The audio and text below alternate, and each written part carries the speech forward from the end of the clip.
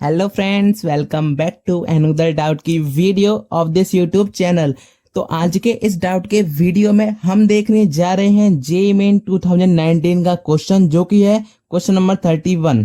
Question में क्या पूछा गया है देख लेते हैं। Expression for time in terms of G universal gravitational constant, H Planck's constant and C speed of light is proportional to. हमारे पास चारों ऑप्शन है और यहाँ पर अगर हम कॉमन देखें, देखिए चारों ऑप्शन में हमारे पास अंडर रूट तो है, तो इसका मतलब सब में जो पावर होगी वो हाफ से तो डिवाइड होगी ही।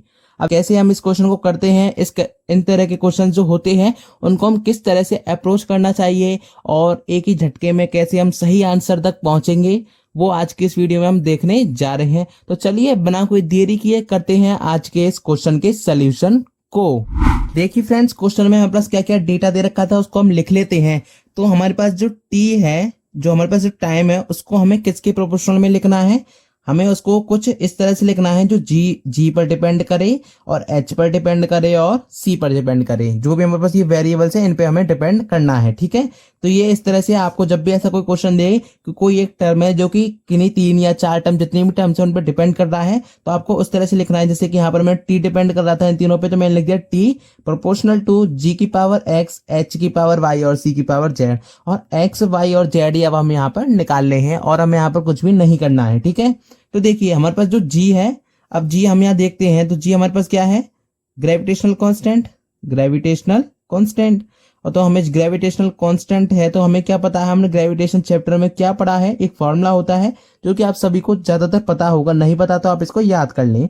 F is equal to G m1 m2 upon R square, ठीक है। कोई भी दो मास बॉडीज है जिनका मास, एक का मास m1 है दूसरे का m2 है, और उनके बीच की जो डिस्टेंस है वो अगर r है, तो उनके बीच को जो फोर्स लगता है मास के द्वारा वो इतना लगता है जी m1 m2 upon R square. तो यहाँ से अगर मैं देखूं तो जी को अगर मैं निकालूं तो ये कितना आ जाएगा, f into R square upon m1 into m2, ठीक है। अब देखिए इनके अगर डायमेंशन लिखते हैं तो देखिए फोर्स क्या होता है, मास इंटू एक्सेलरेशन। तो मास हमारे पास क्या हो जाएगा m, और एक्सेलरेशन क्या होगा, मीटर पर सेकंड स्क्वायर। तो मीटर के लिए हो जाएगा एल और पर सेकंड स्क्वायर मतलब कि टी के लिए -2, ठीक है। आप इसको आराम से कर सकते हैं कि फोर्स का पहले लिखेंगे मास इंटू एक्सेलरेशन, फिर आराम से करेंगे अगर आप बिगिनर हैं।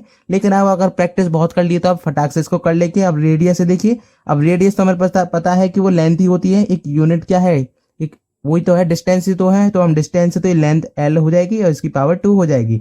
अपॉन में क्या हो जाएगा, दोनों मास है तो मास में यहाँ पर ये दोनों m हो जाएंगे, ठीक है, क्योंकि इनकी जो डायमेंशन होती है वो mm होती है, चाहे कितनी भी कैसे भी मास हो। अब यहाँ से अगर हम इसको सॉल्व करें तो एक मास से एक मास गया, तो ओवरऑल अगर हम इसको सॉल्व करते हैं तो m की पावर -1, l की पावर 3 और t की पावर -2। ज्यादातर ये आपको याद हो जाता है जब आप ज्यादा प्रैक्टिस करते हैं, अगर नहीं है याद तो आप इस तरह से निकाल सकते हैं। इसके बाद हम देखते हैं किसको, h को। h क्या है हमारे पास यहाँ पर, प्लैंक्स कांस्टेंट। एच है हमारे पास यहाँ पर प्लैंक्स कांस्टेंट, इसका भी हमारे पास एक फॉर्मूला होता है। तो सबसे सिंपल फॉर्मूला है E is equal to H C by lambda, या फिर एच म्यू भी हम किसको कह देते हैं, ठीक है।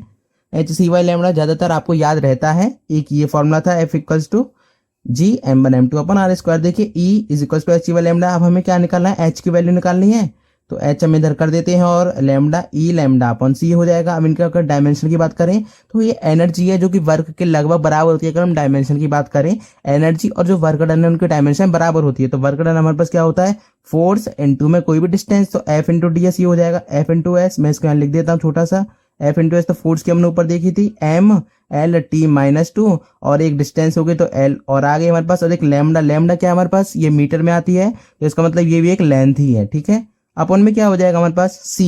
अब c हमारे पास क्या है, c हमारे पास क्या है, स्पीड ऑफ लाइट है, तो ये हो जाएगा क्या, l t -1 मीटर पर सेकंड, ठीक है। तो अगर हम इसको सॉल्व करते हैं तो ये आएगा हमारे पास m l 2 t -1, ठीक है। इस तरह से हमारे पास ये भी आ चुका है। अब हमारे पास क्या है c तो हमें पता है भैया, स्पीड ऑफ लाइट हमें क्वेश्चन में दे ही रखी है, तो स्पीड ऑफ लाइट हमें दे रखी है। तो यहाँ से हम क्या कर सकते हैं कि c की डायमेंशन तो हमें सीधी आ गई, क्या आ गई, l t -1, ठीक है। अब हमें क्या करना है, यू विद डायमेंशन आई है, इनको हमें यहाँ पे पुट करना है। तो मैं यहाँ से क्या कह सकता हूँ, टी डायरेक्टली प्रोपोर्शनल टू जी की डायमेंशन अगर मैं यहाँ पुट करता हूँ तो टी की कैपिटल डी हो जाती है डायमेंशन, ठीक है। और इसको हम यहाँ पे इक्वल कर देंगे और यहाँ पर एक कांस्टेंट लगा देंगे, कोई भी के, ठीक है। इस कांस्टेंट की हमने यहाँ निकाल दी, के लिख दिया यहाँ पे। और यहाँ पर देखिए जी की पावर एक्स, तो जी हमारे पास क्या डायमेंशन है, m-1 l 3 t -2, इसकी पावर हमारे पास कितनी है, x है। अब h की हमारे पास देखिए m l 2 t -1 की पावर कितनी है, y है। और c की पावर देखें तो LT-1 की पावर z है। ठीक है, अब इसको हम यहाँ पे सॉल्व करना है, तो चलिए सॉल्व कर लेते हैं। t को हम क्या लिख सकते हैं, m0 L0 T1, क्योंकि देखिए m की और l तो है नहीं ना, तो यहाँ पे 0 लिख सकती हैं और उनकी पावर 0 1 ही होगी, इज इक्वल्स टू k। अब यहाँ पर हम देखते हैं तो देखिए m हम ले लेते हैं पूरे में से, तो ये हो जाएगा -x -1 इंटू x, ये हो जाएगा प्लस में y, हम पावर भी ऐड करते जाने साथ के साथ। अब l के लिए देखते हैं तो ये हो जाएगा 3x प्लस ऑफ 2y, और यहाँ पर हो जाएगा देखिए z है, ये z, ठीक है, z है, मैं इसको यहाँ पे इस तरह से z बना देता हूँ, प्लस ऑफ z। अब यहाँ पे t की पावर हो जाएगी -2x और -y और माइनस ऑफ z। देखिए -1 है यहाँ पर, -2 तो मल्टीप्लाई करके हमने ये लिख लिया। अगर हम यहाँ से अब कंपेयर करें, अब हमें यहाँ पे क्या करना है, कंपेयर करना है, तो अगर हम यहाँ से कंपेयर करेंगे तो जो t की पावर 1 है, तो यहाँ से हो जाएगा -2x -y और -z इज इक्वल टू 1, और जो m के लिए अगर हम कंपेयर करते हैं तो -x plus y is equal to 0, और यहाँ से 3x plus 2y plus z is equal to 0 हो जाएगा। तो यहाँ से तो x is equal to y आ गया, ठीक है, x इक्वल y आ गया। यहाँ से अगर हम देखते हैं तो यहाँ से अगर हम इसको सॉल्व करेंगे, x की वैल्यू यहाँ डाल देंगे, तो यहाँ से आ जाएगा मेरे पास, यहाँ से हमारे पास क्या आ जाएगा, 5x plus of z is equal to 0। यहाँ से z की वैल्यू आ गई -5x, ठीक है, ये हमारे पास यहाँ पे आ गई। और यहाँ पर अगर हम देखते हैं तो इसको अगर हम सॉल्व करेंगे तो यहाँ से मेरे पास देखिए x है ये, और x और y बराबर है, तो ये हो जाएगा -3x, और z भी हमने देख लिया -5x, माइनस माइनस पहले माइनस है, यहाँ पर माइनस तो प्लस हो जाएगा, इज इक्वल टू 1। तो यहाँ से जो x की वैल्यू आई है वो हाफ आई है, x की वैल्यू हाफ आ चुकी है, तो y भी हाफ हो गया, और इसकी वैल्यू कितनी आएगी, -5/2 हो गई, ठीक है।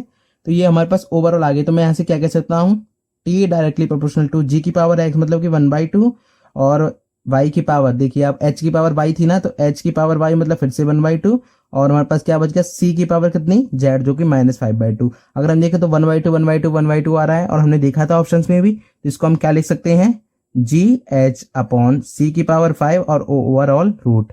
तो इस तरह से हम यहाँ लिख सकते हैं, और यही हमारा इस क्वेश्चन का आंसर हो जाएगा। अब जो भी ऑप्शन आपका इसका करेक्ट मैच कर रहा होगा, आप इसको देख लेना।